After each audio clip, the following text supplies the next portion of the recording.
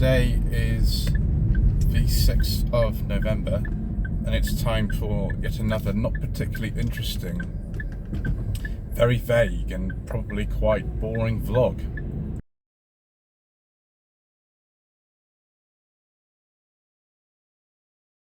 So a couple of weeks ago, although the video hasn't quite been released at the time of recording this, I made one of these very vague vlogs about some of the absolute disasters I've had in my car sourcing career over the last 7.5 years.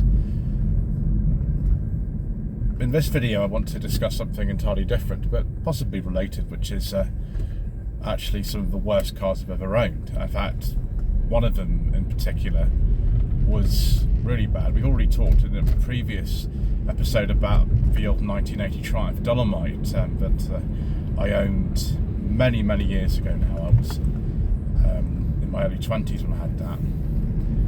But there is something else. It's not actually a Rover this time. I've had some very good Rovers and very bad Rovers. I've had about 9 in total, and this isn't about that.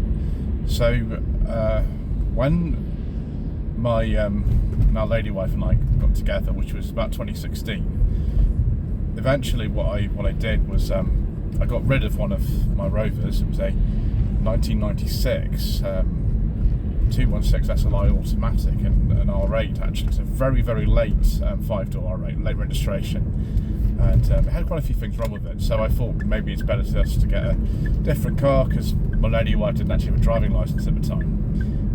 She had been taking some lessons over a period of a number of years, but hadn't passed a test. So I thought we need to get something with a manual gearbox. We need to get something that's just going to be a bit safer for her to drive in than a 19-year-old Rover. So got an MG3, but it was in 2016 to 2014 MG3. But about the end of 2019, beginning of 2020, I just sort of realised actually we could pay the finance off of that car quite easily. We could pay the finance off and actually buy something that we didn't, need to sort of spend the money on as like a second car. And there are various things I looked at. I was looking at budget about maybe £1,500 to £2,000, which beginning of 2020 that bought you quite a lot of different cars. It's a bit different now, but you could get quite a few things for that sort of money. One of the main models I was looking at, for some reason, I don't know why particularly, I can't really remember, was a Vauxhall Astra H twin top, which is a folding metal roof version of the Astra, sold between, I think it was 2006 and 2011. That particular car was sold. It was replaced by the Vauxhall Cascada eventually. But at the time, I don't know what it is like now. I mean, it could be even cheaper than this. The H twin tops were very cheap. There were several for under £2,000 in this area alone. And there was one in particular that I should have bought, as example, from a dealer that was just awaiting some preparation, and I couldn't wait. So I found another one. We looked at it. It was down, I think, near Christchurch. So we went to look at it, my lady wife and I, and there were some things wrong with it, so I decided not to buy it. And then another one came up, and this was on Facebook Marketplace, which is not a great place to start. To be honest, the chap who was selling it, he's quite a good mechanic. He's quite experienced in various things. He'd already done, on this particular car, the head gasket, the cam belt and the water pump, because on the 1.8, 1.6 twin tops, the same with a lot of Astra H's and lots of other General Motors cars at the time.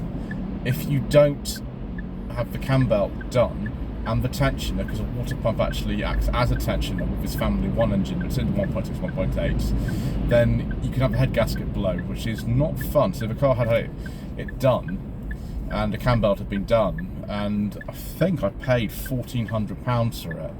I think the owner's seller was, he's still friends with me on Facebook or something. So, it wasn't much money for a car really. It drove sort of okay. I got the roof up and down, and this was back in it was January, I think it was. So nothing so far in that year had happened. But it seemed like a bit of fun. My lady wife wasn't particularly bothered one way or the other about it. I thought she might quite like to have a car with a convertible roof, but she wasn't that fussed about it. Never mind, it didn't really matter. It had actually, because it was the design model, it had a sport button, so you got slightly better throttle response with a sport button, although you didn't really get any more power. So yeah, it was a relatively high spec one. It had it walks in and things like that. It didn't have a sat nav, but it was a 2008 model, so it was about 12 years old, and you know, that wasn't a lot of money really for a car like that. Problem with the twin tops though is the roof. Now the roof actually stopped working properly quite soon after I got it. I don't think necessarily that the chap who was selling it was even aware of the fact that it was going to sort of go. You know, when I had the early times I had it, Mr. Coleman came down to service it for me.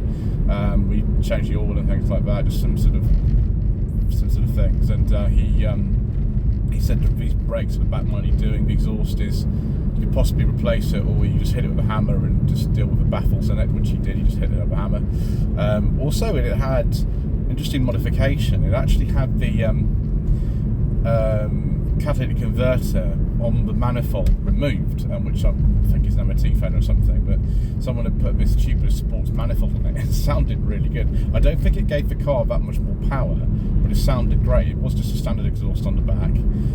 But yeah, the wheels were really curved. One of them was like slightly different colour from the others, and it had too many people working on it with sort of issues why it was cheap, and then the roof just started being weird.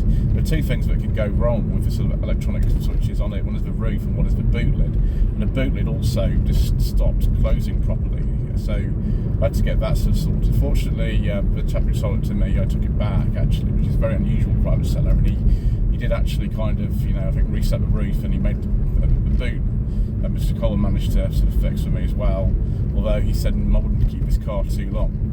So we went up to do some filming in the Midlands in it, and Mr. Franks at the time, who was filming all 3 jacket reviews for me, but you know, we mainly put out on the channel. He actually used that as the third car out of 3 that we filmed when we were up there.